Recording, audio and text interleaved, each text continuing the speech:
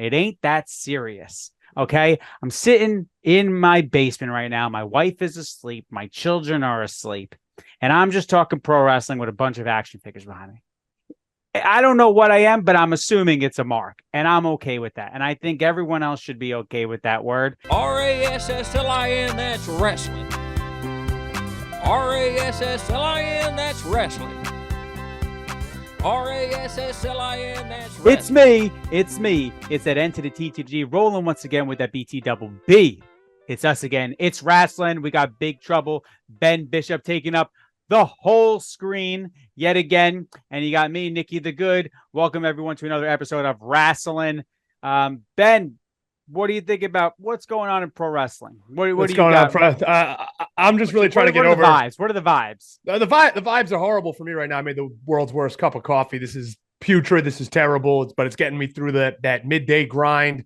Because guys like us were up early, 5 a.m., 6 a.m., getting our workouts in, doing what we need to do. Yeah. Shout out to the 10 a.m. wake up crew. You guys are probably having breakfast right now. But pro wrestling, we're going to get to it. So I don't want to give too much away. I don't want to give too much away in the beginning of this podcast, beginning of this show here. Right now, I am really invested in everything, yes. Not just WWE, not just AEW. Very invested in the whole kind of world of pro wrestling at this moment. And we'll get to why, and we'll talk about that. But we will. I have good vibes. Good vibes. I got a text from my good friend Keith. Shout out to him. And he texted me, and he's not a big texter.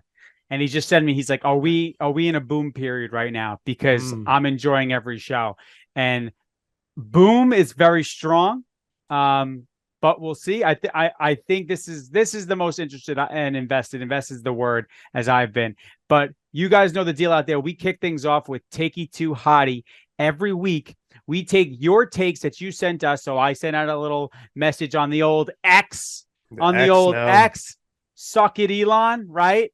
I sent out a message on the old X, and I said, give me your most controversial wrestling takes that would get the internet mad. And Ben, as always, you're in, brother. All right. Let's see. Tagging me in. Let's say a fan hot take to get the internet mad. This is from RCO 1982 on Twitter. Or X, whatever the hell it's called now. I'll bow down to Lord Elon. Usos are bad in the ring. Usos being bad in the ring, and they're not. They're just. I couldn't really finish the tweet right there. As soon as I saw that, I was just like, I don't understand where this is coming from. They've really perfected their style, I'd say, to a T. I don't understand what they're doing that would make them bad in the ring, especially right now where they're at the top of their game, where it's not just their in-ring ability, it's the storytelling. Every time they have a match, whether it be what's coming up at SummerSlam with Jay and Roman, or the WrestleMania match with Sammy and Kevin, they're able to work different styles, but they perfected their own style. They've been one of the top tag teams in WWE since 2011, 10, forever. 12, forever. They've been together. Most tag teams don't last more than 2-3 years. So I mean, you're, again, RCO 1982, you're entitled to your own opinion. Yes. But I don't understand your opinion. What I think is that, so the Usos are like, they're not like a high-flying tag team, right? Like, they do a few moves, but really, they're storytellers. That's what they are. And I think people are seeing the matches that, like, other tag teams are putting on. Obviously, the Young Bucks are out there, but that's not what the Usos are about. They tell stories in the ring. Yeah, sure, maybe a little bit too many super kicks for my liking. But other than that, they know what they're doing. And when I think, Ben, when you say they perfected what they're doing, is that they always have the crescendo at the end, the facials. They're able to get the crowd into the match and draw them in. And they don't need to do crazy shit to get the match where it needs to be and to tell the story and to get the finish that they want. Without the Usos, the bloodline does not exist. No. The storyline does not exist. They're just as critical to it as Roman Reigns is. Without them, nothing works. And it has to be specifically then because of the lineage that they have with Roman. So I think that, and they've evolved. They weren't even attached to Roman for how long? right? For most of their career. Yeah. Vast majority of their career. Yeah, it was like it's like we pretended as if they weren't cousins forever, like, you Mhm. know, and all of a sudden now it's like, okay, yeah, of course they're together. But this probably the bloodline could have happened many years ago, but I think that this was the perfect time because Roman was the guy that needed to come into his own. I actually feel like the Usos were always ready if they needed to be. Definitely. And they just continue to grow. They're at their best versions of themselves right now. So this is the best time that they could have done the storyline. All right, so I'll kick it to myself. So mine is I'm gonna go with Sarah. So at 5Ara, so she spells Sarah with a 5 at the front, underscore Bellum. She says Collision has the potential to be great, but Punk is dead weight and AEW would be better without him. AEW needs to use Ethan Page better too, in my opinion. An unpopular opinion, I love QT and QT TV is so silly and I love it. So to me, without CM Punk, AEW is I think they're in trouble a little bit because Punk gives listen, they brought in Punk for a reason, and it's because he just brings that next level superstar and credibility to their product. He does not need to go crazy in the ring. Him going crazy in the ring gets him hurt. Okay. He's been doing this forever. He doesn't need to be doing. I kind of felt like he felt the pressure of being in AEW and seeing all these grand moves early on. You would see him go to the top rope, try like Spanish flies or whatever it is, and it just never worked out. He doesn't need to be doing any of that. The match he just had on Collision or wherever, it's like the perfect match for him, right? Working the crowd, getting them angry, but Punk can bring out so many different emotions that AEW needs on a weekly basis. And they need someone that, hey, other than Max, hey, we're going to put the microphone in your hand for 20 minutes. Give us a good segment because we need this bridge in the show. Yeah. You look at a guy like Punk, and I think it's safe to say that his athletic in-ring ability, those days are behind him, and I'm sure he would agree with you as well. He's never been a body guy. He's never been a super athlete in the ring when it comes to, if you're comparing him to guys like the Ricochets of the world, or even you go back to like John Cena being like really how athletic he is for his size. That was never Punk. What got Punk over was his ability to connect with the crowd, was his ability to speak, storytell in the ring. His in-ring ability when it came to psychology is what got Punk to where he is today. Yes, his in-ring is, if you're looking at straight wrestling and in-ring ability, and ability to still be able to do the things he was able to do 10 years ago, yeah, you're not going to see the same CM Punk. But again, he's a guy that has evolved, and he can still put on a hell of a match without the need of doing every move under the sun. Sure. Yeah, no, I agree. I think everything else you said, QT, I don't think that's an unpopular opinion. I think QT Marshall, I think some people love him. I think some people hate him. Ethan Page, I think, he's good on the mic. I think that you can give him some time as well. But obviously what stood out to me here is that just saying that Punk is dead weight. He's not dead weight. He's the heavyweight. And as he said, I am the one true AEW World Heavyweight Champion. Kicking it back to you, Ben. What else you got? Yeah, what else I got? I actually saw something that it wasn't mentioned in the comments here under the tweet, but I had a hot take that some people were talking about this week, and it came from Brian Solomon when he interviewed Bret Hart recently for a book, and Bret said to him that he was offered a position in AEW, but not as an agent. He wanted to be an agent, but they wanted him more as just like an on-screen type of personality, like a Tully or an Arn Anderson, someone Bret Hart. So I want to ask this question is, do you think that Bret Hart should have been an agent at this Bret Hart right now, Bret Hart in the present time, not Bret Hart 20 years ago, Bret Hart right now? Do you believe that he should be an agent in AEW? I want to hear your take first. Well, I want you to smart me up too, because I'm a dumb mark, as you know. So before I gave you my take, what does an agent do? So so what an agent does is, in a nutshell, an agent will help the talent put together a match. So an agent will speak with the talent, talk with them, let them know, okay, this is the story, this is what we're doing. Producer is also a name as well. So producer and agent go hand in hand. So if you hear that, it's the same thing. Put the match together, make sure there's continuity. It's going along with the story, who's the clear heel or face. And then during the match, they'll be on the headset in the back, either relaying stuff to the ref, giving time cues, giving cues to the production team as well, letting them know when they need to see a move or whatever has to happen. But really the crux of being an agent or a producer is working with the talent and making sure everything they do on the show or in the match is going to make sense. Yeah. So for me, I wouldn't want Bret Hart as an agent. And the reason why is because I think guys like him at his age, his obviously like what he's done for the entire business, I don't want Bret Hart to have to work within structure, like where he has to hit a deliverable with the match, make sure they're hitting their cues and all these other elements. That's not what I think Bret Hart would like fall in love with doing. I think Bret Hart is the guy like almost where I hear those Pat Patterson stories that I love, where it's like, hey, like we had this whole match, planned out and Pat overheard us, Pat Patterson overheard us.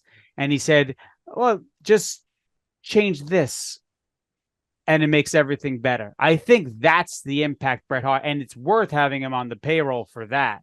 Mm-hmm. But an agent for a full match, I think his knowledge should be spread everywhere, not just with one particular wrestler. The top guys probably don't need it. And the bottom guys, not the bottom guys, but the younger guys, I should say, are probably so far removed that, yes, of course you could learn something from Bret Hart, but like having to work on specific matches every week where like the genre has completely changed.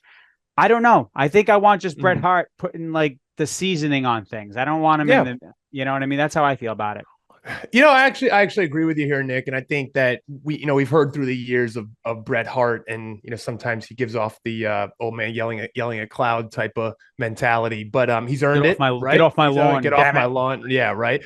But he's earned it. Obviously, being one of the greatest of all time. He's allowed to. His opinion is taken seriously, and obviously, there's a lot of guys in AEW right now who emulate Bret, like CM Punk, FTR. Yeah. But I agree. I don't feel he would enjoy being an agent. No, like hearing kind of what he says, and knowing kind of what we've heard about AEW when it comes to agents and producers. I don't know if that would be the best fit for Bret. So I totally agree with you. I think he'd be better off, like you said, being that Pat Patterson, putting the finishing touches, being the finish guy like Pat was. Yeah, being a real good finish guy. Good cap on stories. That's where Bret could do his best, not like singular matches. I don't want Bret in anywhere where he has to answer to anyone. Like exactly, it's like what you get is what you get. That's Bret Hart. Like he shouldn't have to ask for permission. He shouldn't have to like really answer to anybody.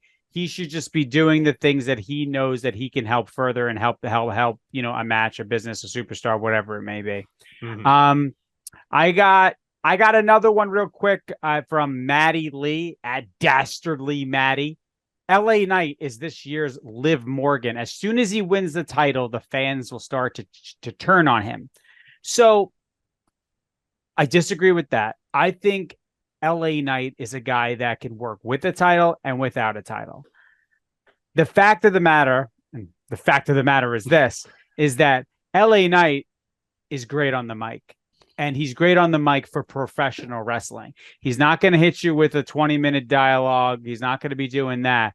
But he has the distinct ability to entertain.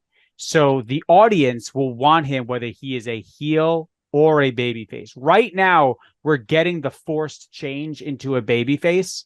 But whenever he does go heel, he may actually be better. Like when he goes real heel, because I feel like he's still teetering right now, right?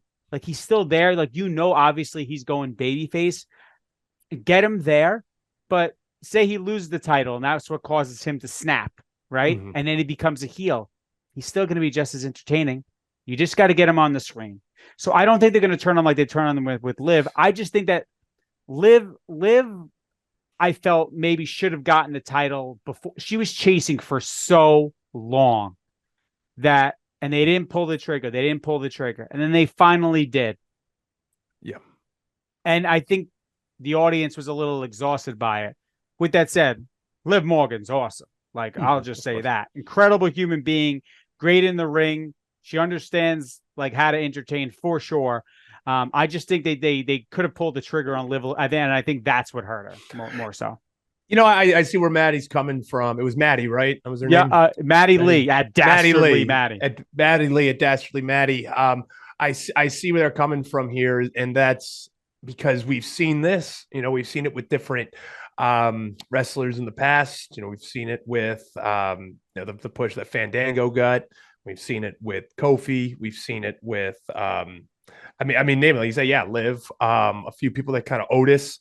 That, you know, very popular for a time, and then it kind of, you know, once they hit that pinnacle of where they were supposed to get, then it kind of tries to taper off. And this was the big argument when it came to Cody winning at WrestleMania. Was he gonna fall off if he won and wasn't everyone's as excited? The difference between LA Knight and a lot of other people that this might have happened to is I don't see LA Knight as a flash in the pan. I see LA Knight as a once in a lifetime performer. He knows how to get over with the crowd. Obviously, he's got the catchphrases. He's got the whole swagger. So it's something that people aren't just getting behind him like it's a meme. It's not a meme. LA Knight's not a meme. He's not just it's just like, hey, we want to take over the show, and hell, we're just going to get behind this guy because we think it's funny, right? He's not like that. LA Knight has done it himself, and he's been able to get himself over by just how he is. People want to see him. His arrival on a show is anticipated. You are waiting to hear the opening of that song. You're waiting to hear the L.A. And then, you know, once that hits, just like you did with If You Smell, with the glass breaking, Jericho's countdown clock, time to play the game, you knew that you were about to be entertained. I got one more, if you will. Oh, yeah. And then we'll move on to That's Not Gonna Work for Me, Brother. We'll move on to that afterwards. But so this take also didn't come from the Twitter thread, but there's a guy out there who, let's just say his name might have been Maeve Deltzer. And this guy said that you shouldn't use the word mark. And that mark is not a word that like 95% of people should be using out there. I'm not going to get into this that much. I'm just going to say this. I love using the word mark. I'm not a wrestler. If I'm mocked by professional wrestlers, that's fine. I don't care. I know who I am. I enjoy calling my friend marks, and we enjoy it, and we laugh about it, and we have fun doing it because it's just something playful, man. It ain't that serious. Okay. I'm sitting in my basement right now. My wife is asleep. My children are asleep. And I'm just talking pro wrestling with a bunch of action figures behind me. I don't know what I am, but I'm assuming it's a mark, and I'm okay with that. And I think everyone else should be okay with that word. It may mean something different to pro wrestlers. They may look at us a certain way, but I can't do nothing about that. I'm 38 and I'm not getting in the ring. So that's it. I'm going to use the word. I love the word mark. I'm going to keep using it. Listen, we're all at the end of the day, even wrestlers, we're all marks. You know, we're voluntarily throwing ourselves against the mat. We're doing this every weekend. We're going to these shows. We wouldn't have ever got into it if we weren't marks for it, right? So the thing I would say to that is just don't take yourself so seriously. Like they think if you're called a mark, have fun with it.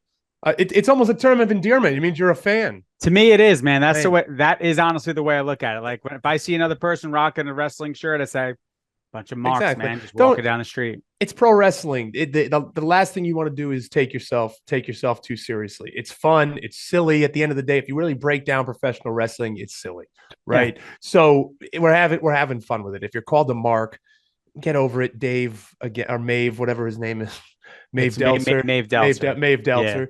Yeah. Whatever. It's not a big deal.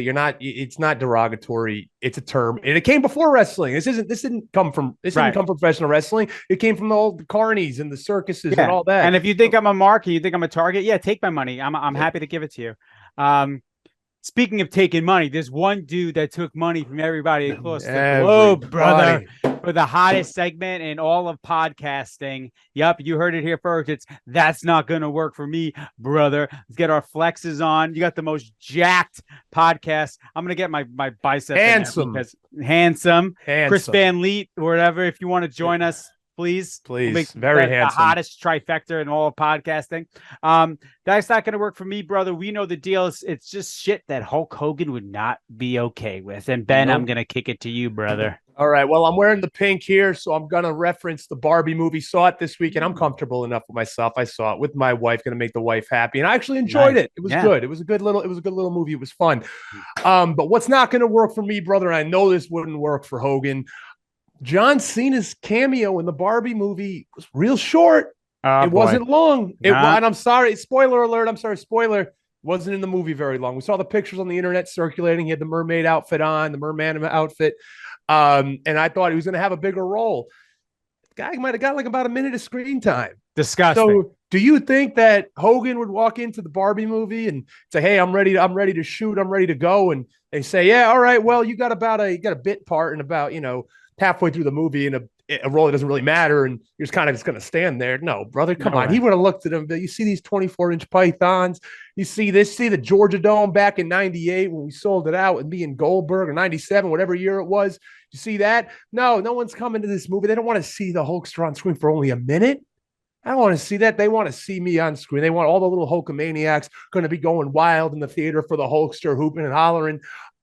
That don't work for me, brother. You got to give me a bigger part. Yeah, it's like Ryan Gosling, take a hike. Yeah, you want to take the Hulkster away from all the autographs he's going to be making at Hogan's beat shop. He can make more money in an hour charging $3,000 for an autograph at Hogan's beat shop than going and spending, 50 seconds in a Barbie movie, brother. You can't afford me. Okay. Hogan's beat shop is rocking year round. And if you think I'm leaving my store for only 60 seconds, you got another thing coming, Jack. I felt good. That's not going to work for me, brother, for me. So I'm going with, because I like the spots, Ben. I'm going with Rollins taking everyone's finisher underneath the sun on Monday Night Raw. This guy took the Razor's Edge from Damian Priest. He took the Frog Splash from Dirty Dom. He took the coup de grace. I thought that Rhea was going to give him a little riptide, but it didn't happen. Listen, the Hulkster, we're not going to spoil it for the fans. So you can have Hulk Hogan, brother, taking all those finishes on national TV when it's not a pay-per-view and not Hulk up. Because what happens when we're in the main event? Because you're going to hit me with those. And what am I going to do? I'm not selling that shit. No. I'm getting right up. I'm doing this thing. I'm doing this. I'm doing this. I'm pointing at you. And I'm going to go, you. Boom. Boom. Whip up. Big boot. That's it. That's what I'm going to be doing, pal. Drop the goddamn leg. Brother, I'm dropping the leg. You are not going to set me up for failure by having me lay down after everyone's finished. You're basically telling the audience that this is fake, this isn't real, and what you're watching right now is a bunch of bullshit. That's what you're telling everyone by having Hulk Hogan lay there and get laid out by Judgment Day. So that's not going to work for me, brother. That was a good one, Ben. That was a good segment. Ooh, I felt fired up. Man, we might get a million views if this one people start taking notice. Coffee's still so bad. It's so bad. We got to get you that Stella Blue. Shout out Stella Blue. Oh wow. Stella Blue coffee. That's a good shout out. Free ads, but whatever. It's the guy who pays the bills, basically. So free ad, keeps the light on. Thank you, Big Cat. All right. Now we got a new segment. Everyone. So we basically decided that big man shit was essentially the same thing as actually over. I would just kick it a bed. So we're gonna pull the plug on that. All right, we're gonna send that into the world of the dark segments, and we're gonna introduce a new one. And I think this is a fun one here. It's going to be called the SYXX Challenge, and essentially it's going to be a draft. There's 6 total selections. It's a draft style. Ben's gonna go first. But what we're going to do is we're going to take a topic and we're going to do the best draft. And you guys let us know who had the best selections, who had the best draft. So this week's topic came from Big Trouble himself. It's something we alluded to earlier with the Hulkster. It's pro wrestlers making cameos. And we're talking real cameos. You're not starring in it. You got to be doing a cameo in a movie. So what are the best cameos? Ben, you got the first pick. Who you going with and why? Who's your first round pick for the SYXX Challenge? All right, first round pick. We know you people like drafts. We're giving the people what they want. And number 1, the greatest cameo in a motion picture of all time has to go to Bonesaw McGraw, Randy Savage in Spider-Man 1, the one with Tobey Maguire. There's been a million since then, but with Tobey Maguire, Bonesaw McGraw, I got you for 3 minutes. That 3 minutes, brother. Yeah, no, that's number one, far and away. Top pick. That's the LeBron James of this. Number one pick. Couldn't pick anybody else out. Bonesaw McGraw, number one. All right. So I was a little nervous giving you the first pick because if anything I know about Big Trouble, that he's a big time mark for big sexy. So I'm taking Super Shredder from Teenage Mutant Ninja Turtles to Kevin Nash as Super Shredder as my guy. He comes out from underneath all the wreckage and he's looking jacked, baby. And Ben right now is shaking because he thought he had this one. He thought he had it. The short guy in the room is taking Super Shredder. That is my first round pick for the SYXX challenge. He probably sold so many damn action figures with that one. I feel like Bonesaw just threw you off.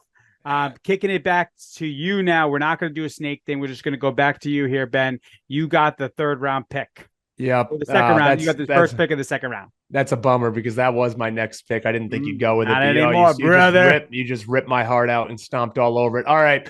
Next pick. Gonna go with the one I said on the original tweet where I was just throwing it out there. But this is my second pick. Gotta go with Terry. One of my favorite movies, Roadhouse. Dalton, Pain Don't Hurt. Going with Terry Funk in Roadhouse. You can call it a cameo, not a huge part, a little bit of a, but a tertiary character, we can call it, but we'll count it. There's no rules here. So Terry Funk in Roadhouse is my second pick. All right. The Funkster, baby. The Funkster. You know, what's funny about all of these cameos here is all these dudes that at least I have on my list are, other than I had Bonesaw on my list, right? That was going to be my number 2 with the bullet. But they're all big dudes. Like, of course, they're because like that's what you need, brother. Like, you need bigger, larger than life people on screen. So, who am I gonna go with here, man? I got 2 really good ones, but my second round pick of the SYXX challenge is gonna go to. It's time. It's time from Boy Meets World. Ethan Suplee's father, Big Leon. I'm going with him. Legendary performance on Boy Meets World. Still talked about to this day. I would say one of the best acting jobs by a pro wrestler because you've been in that tweet. You said sitcom too. You put sitcom in the tweet and that called out to me. I said, this son of a bitch, this guy's trying to sneak in the man they called Vader. And I'm not going to let it happen, brother. You're getting the no. All right. So my second round pick is the big man, the man they call Vader in Boy Meets World. All right. Well, you got Vader. Well, I'm going to throw you for a loop on my next pick. And it's all in one movie. No, it's not Ready to Rumble, a cinematic classic, Ready to Rumble. It's not that one. It is a great group of guys, and this is a fucking asshole of a day. MacGruber, Jericho, Great Khali, Mark Henry, Big Show, Kane, especially Jericho. Hysterical in that movie, riffing with Will Forte. What a great cameo. What a great scene. That montage scene had me dying laughing. They blow up in the van. MacGruber screaming out loud. That. If we had to pick one, we'll pick Chris Jericho because he had the most screen time. But that whole scene, MVP as well. I forgot about MVP was in that scene too. So that is my third pick. We'll say Chris Jericho and MacGruber. All right, so I'm going to wrap up the draft here, wrap up the SYXX challenge. So I was torn, okay? I had 3 picks in my mind that I wanted to go with. I'm still torn right now. But I'm going to go with, because it's my favorite Christmas movie, I'm going with The Big Show as one of the big Santas in Jingle All the Way. So The Big Show in Jingle All the Way. Could have gone a few different ways with the Big Show because he's popped up in a bunch of different places, but I'm taking him as Deck the Hall Bub, and then he gets the big right hand. I think he punches the little fella there, sends him into the presence and everything. That's a great scene. I'm a little biased because it is my favorite Christmas movie of all time, Jingle All the Way. I think Arnold just stole the show there, just with like, he's eating my cookies in my house with my wife.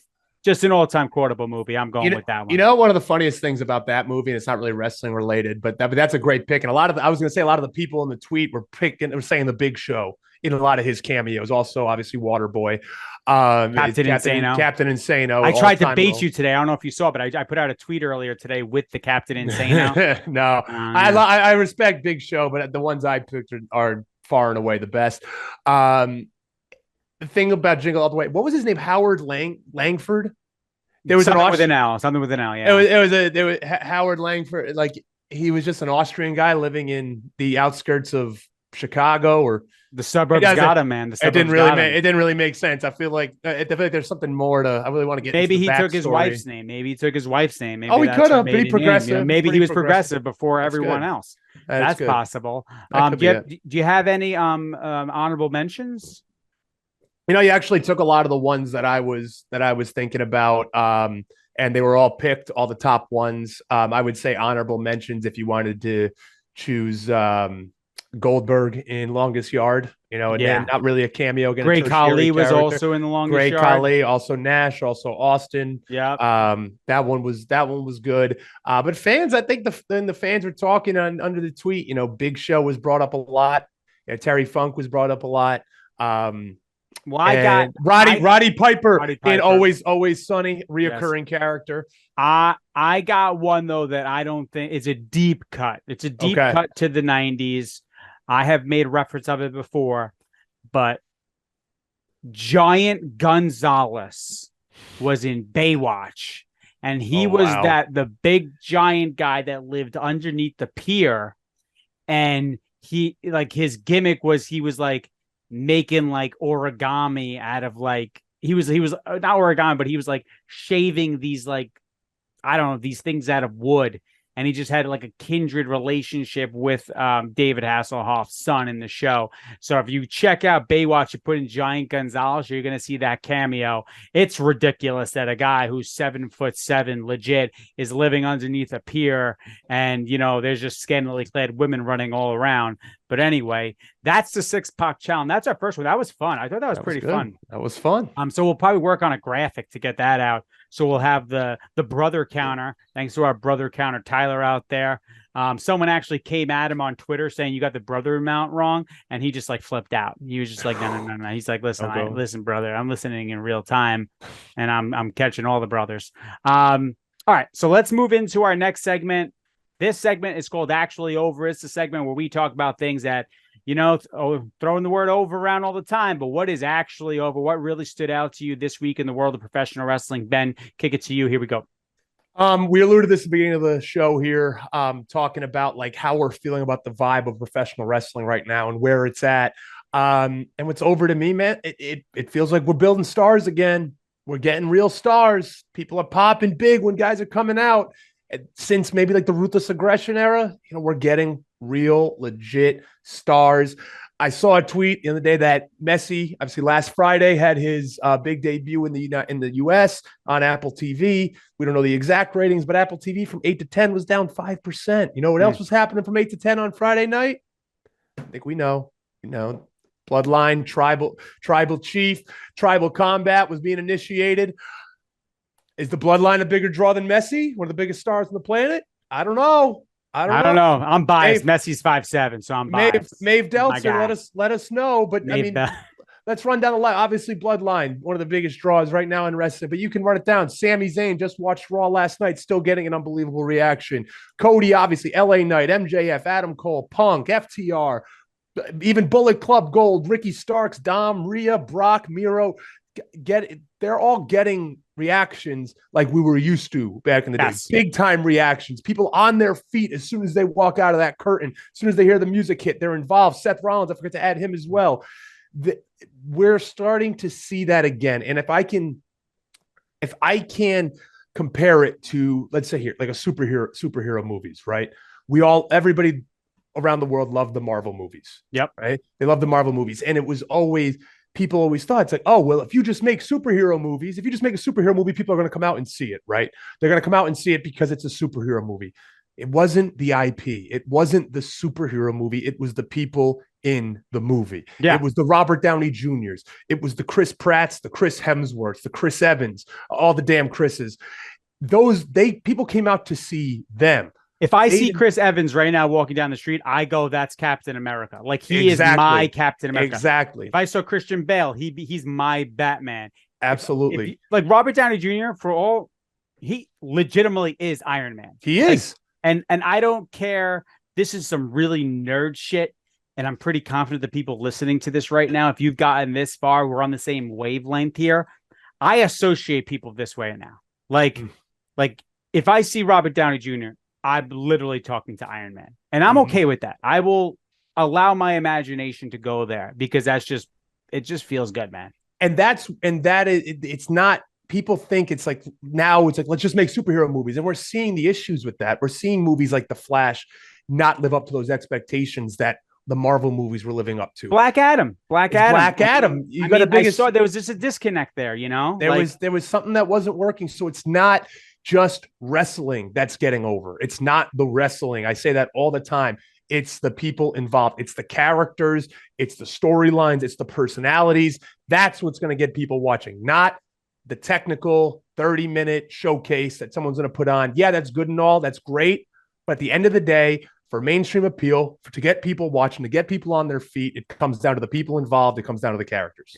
Perfect example I have here, and I'll kind of transition over to me for actually over, is that you mentioned Ricky Starks. So Ricky Starks came out on Collision, and he hit this line so they're asking him about how we won, how we beat CM Punk, and this guy, who we've been a big Ricky Starks guy ever since we got in the room. When Brandon and I and Aria were in that room, we didn't know what to expect when we got Ricky Starks as an interview. It's still to this day one of the most impressive interviews we've had, and one of the most we've ever been shocked by an actual performer before. He hit this line. He goes, and I wrote it down. He goes, "Don't talk to me about what's right or wrong. Talk to me about how stylish I am, about how sexy I am." I'm hooked. Mm-hmm.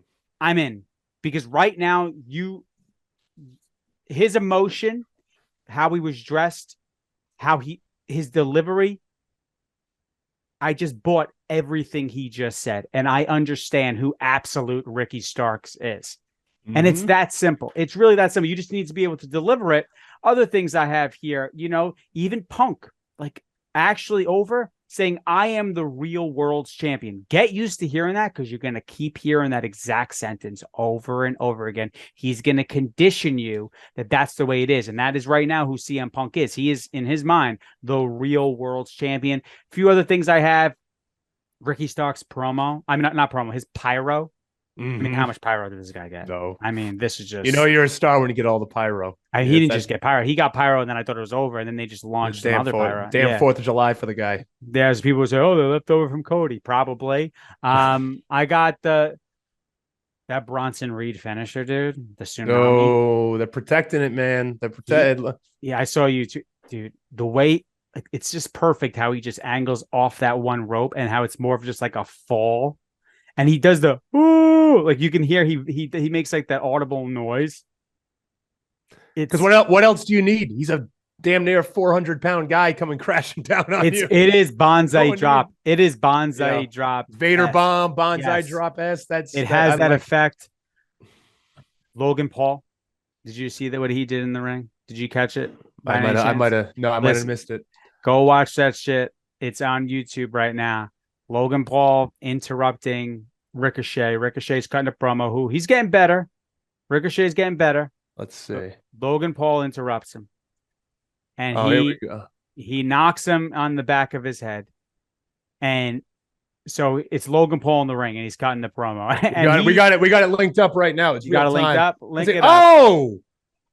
What a club to the back of the head. God, he looks incredible, doesn't he? Look at him. What a star Logan Paul is. You see his bicep? He looks like an action figure. He does.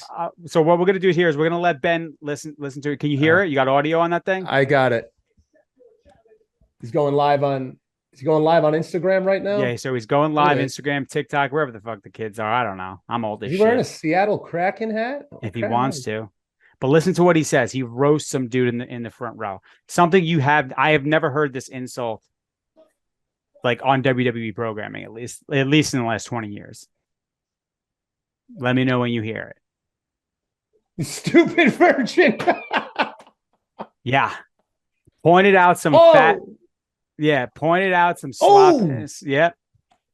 He pointed out some sloppy jalopy in the front row with a mustache and goes, he basically, look at this fat guy, and he just basically just called him a virgin. Stupid. He just called him a virgin. And you know what? I'm not going to draw any conclusions here, but you're paying about $1,000 to sit row one. There's a decent chance.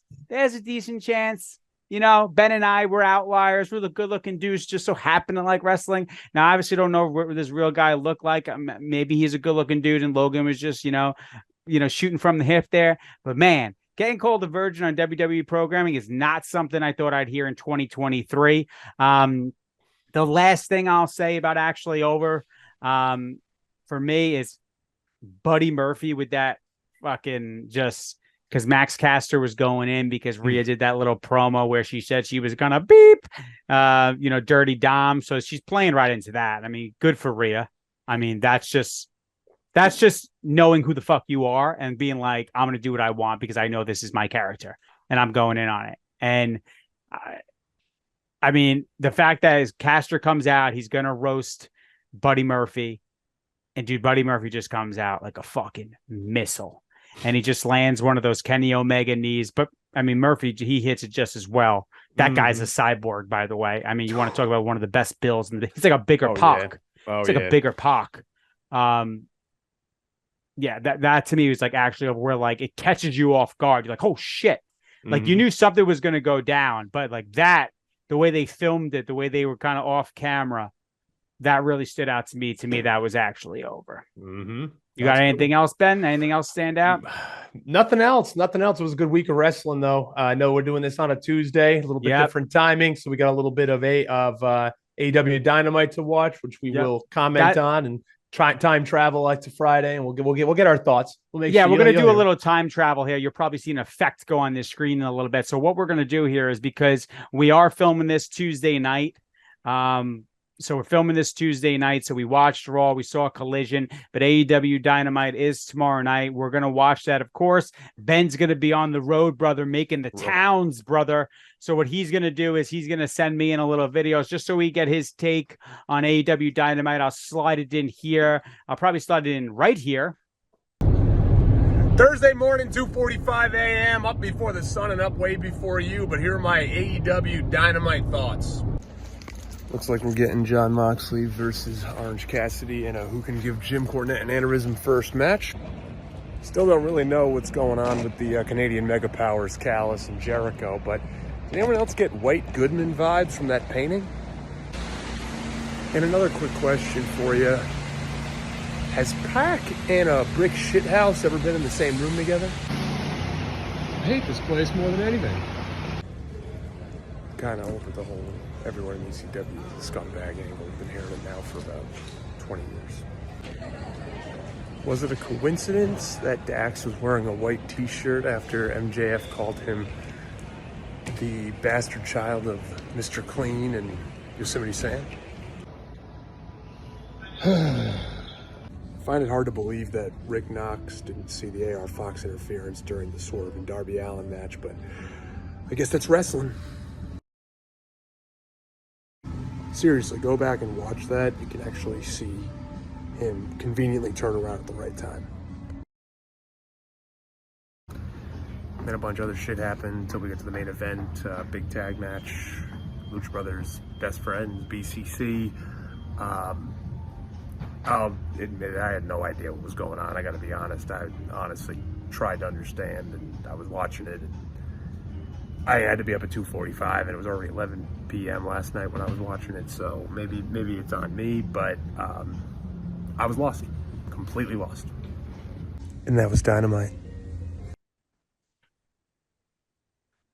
And there you go. So that was Ben's take right now on AEW Dynamite. Thanks, Ben, for making the time on the road You know, Got I'm it. pretty sure you're maybe a world champion by now. I don't know. You maybe If won I'm not, another if I'm belt. not, I should be. If I'm not, I Yeah, should be, right? if you're not, that's not going to work for you, brother. And that No, Booker, it ain't gonna work for that me. Booker's got to be run out of town. So let's wrap it up here. Let's wrap up the show. Thanks, guys, for tuning in again. We're gonna go to get your shit in. So Ben, what do you got coming up? Let's push your shit, man. Speaking about it this weekend, I will be on the outskirts of Detroit, Combat One Wrestling. It is a fair show. Some really good names there. Some Impact stars. I know that Big Connor from the Ascension will be there. Heath Slater, one of the all-time great guys, will also be there. So come out. Also, I'd like to share the love during Get Your Shit, and I like to get other people's shit in as well. Some guys that might be under the radar right now, but on the rise. I want to shout out the Iron Savages, Bronson, Boulder, Jack, Jameson, Ryan. You guys are going to start seeing them a lot more on Ring of Honor. Pay attention. Jack Jameson, he's doing the walk and talk like old Road Dogg used to do to the ring. It's getting over. It's getting reactions in all these cities. They were just in Newark, saw the videos. They're getting reactions, folks. Pay attention. Two big guys. Jack Jameson, he looks like he's built like a Greek god, chiseled out of stone. And you got Boulder and Bronson, just two big burly guys. We like that, right? We like the big guys. We like always the big guys, man. Keep watching. These guys are they're gonna start making some noise. Give it a couple months. I'm calling it right now. They're gonna be mainstays in Ring of Honor and maybe eventually up into the AEW roster. So the Iron Savages, including with my buddy Jack Jameson Ryan, keep on the lookout for them.